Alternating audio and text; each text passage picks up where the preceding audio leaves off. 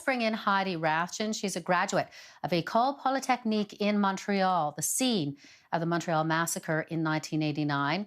She's a coordinator of Poly Remembers, a gun control group. And Heidi, thank you for coming on to talk about this. You've been, fighting for, gun control for so many years. What did you make of the announcement today in terms of the assault weapon ban?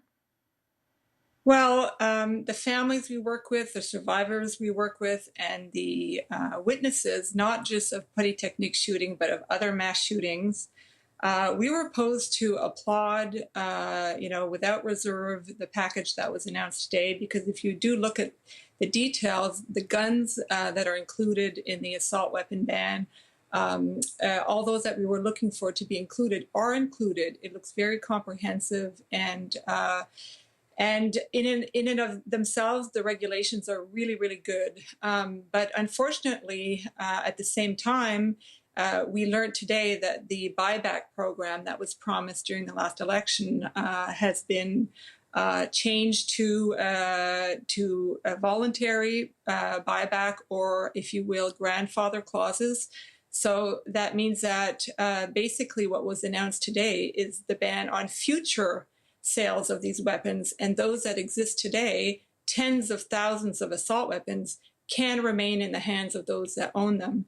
And, we just heard Mr. Scheer talk about the drug dealing criminal. Well, in the case of mass shootings, just like in the case of domestic violence and suicide, but in our case in mass shootings in particular, most of the mass shooters are legal gun owners, were legal gun owners of the assault weapons that they used.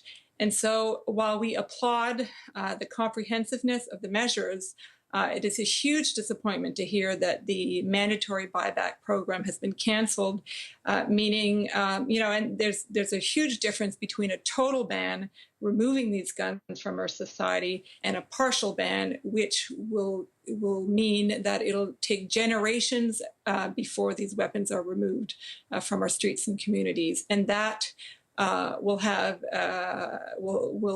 involve very serious public safety risks, as we've seen in Nova Scotia and ourselves and all these other mass shootings, that it just takes one individual to have access to these types of weapons to cause major carnage. And in terms of the grandfathering, there is that amnesty period, as you pointed out. So it's 2 years, and that ends in April 2020. And the Prime Minister did promise a buyback program when this ban was in place, when he was campaigning. And it does involve legislation, and there did seem to be some openness to that might change in the days ahead, and we'll have to see. But let me ask you, so there's this comprehensive 1,500, gun list. What about handguns? Some are disappointed that that wasn't on the ban as well. Yes, well, we didn't expect handguns to be included in this package. Our organizations, like many others, support a total ban on handguns, and we didn't expect it, and we would even applaud if, at the very least, the government would stop the importation and manufacture of new handguns on the Canadian market. We have close to 1 million handguns now in the hands of private citizens.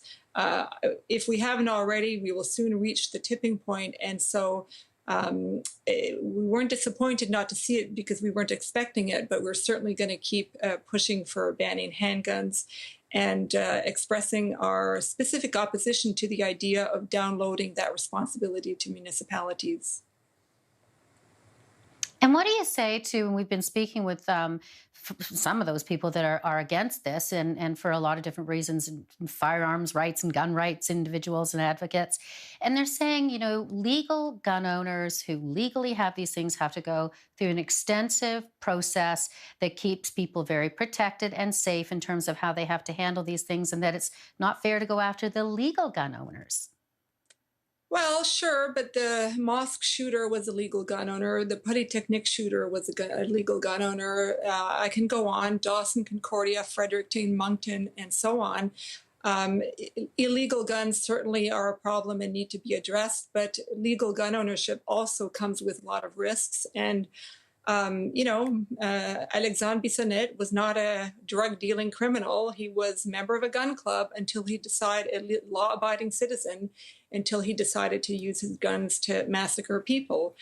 We can't read what's people's minds, but we can control the weapons which allow an individual to create so much damage by the pull of a finger. And that's why it's important that these weapons be removed from our society. As long as they circulate, as long as they're in the hands of individuals, it means that they pose a public safety risk. And so, although we applaud, like I said, the overall package that was announced today, at the same time, we're extremely disappointed with the government backing down on the mandatory buyback program. And this is at the same time that it's a step forward. It's a huge setback for us in terms of the buyback program, and definitely a win for the gun lobby. And if you'll allow me, we already heard Sure. conservative politicians say, pledging that they would reverse this ban, and that's going to be a lot easier to do politically if all the guns are still out there, as opposed to a scenario where the guns, after 2 years, would have been completely removed from circulation. Heidi, before I let you go, take me back because you were there that day at Ecole Polytechnique, and that was the reason you decided to become, such a big voice on this.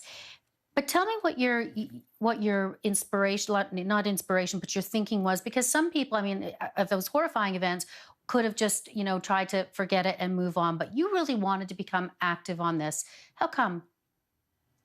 Well, in the days following the tragedy at Ecole Polytechnique, we were, of course, devastated, and we all wanted to fight back some way against this extreme violence that we had experienced. And the first thing that the students did was launch a petition to ban assault weapons. We worked really hard on that petition. It was the first kind of involvement I had outside of student politics, and we gathered over 500,000 signatures for a complete ban on paramilitary weapons. This is supported by the majority of Canadians. There was another poll today, Angus Reid, 8 out of 10 Canadians support a complete ban on assault weapons. And to me, as a Canadian, it is just unacceptable that, contrary to the opinion of the public safety experts, public health experts, and 8 out of 10 Canadians, that we still allow these weapons that all these years we still allow these weapons to be in the hands of civilians.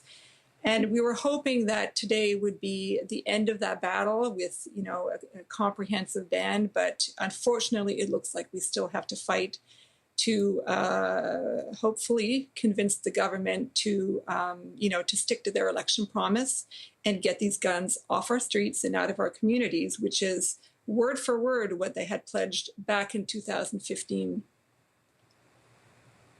Heidi Rathjen, thank you